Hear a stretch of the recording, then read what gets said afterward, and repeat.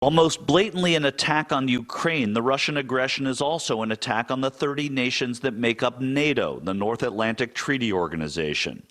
NATO was established after the Second World War in 1949 by the United States, Canada, France, and the United Kingdom, along with 8 other European countries.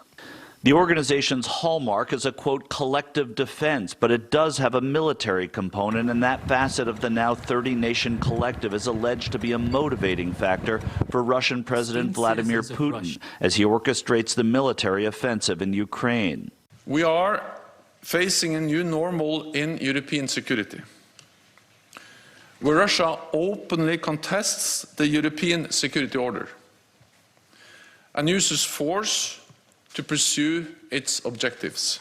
In a Friday evening press conference, NATO Secretary General Jens Stoltenberg expanded on how NATO views the Russian military onslaught. The Kremlin's objectives are not limited to Ukraine. Russia has demanded legally binding agreements to announce further NATO enlargement and to remove troops and infrastructure from allies that joined after 1997. Many of those allies were former Soviet countries like Poland, Hungary, and the Czech Republic, and later 7 Central European breakaway republics joined them, to which Russia objected at that time, setting the stage for this invasion to prevent further NATO expansion that could include Ukraine. Membership in NATO at its core, a military alliance, would significantly bolster international defense for Ukraine, which would facilitate NATO military action side by side with the country. Thus, Russia has said that NATO expansion with Ukraine would be interpreted by them as a direct threat.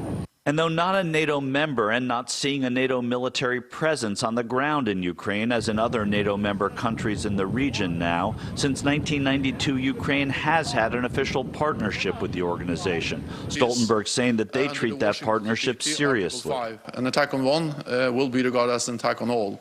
And we are clear on this distinction because it is important to make sure that we don't have an even bigger crisis in Europe, where Russia challenge or is threatening or attacking any NATO allied country.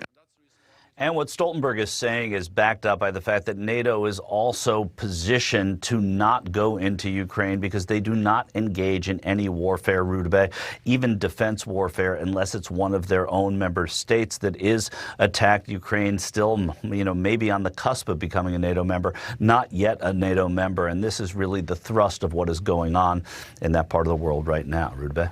Michael Shore, thank you. Thanks for watching. Click the red subscribe button below so you can get more of NewsNation's fact-driven, unbiased coverage.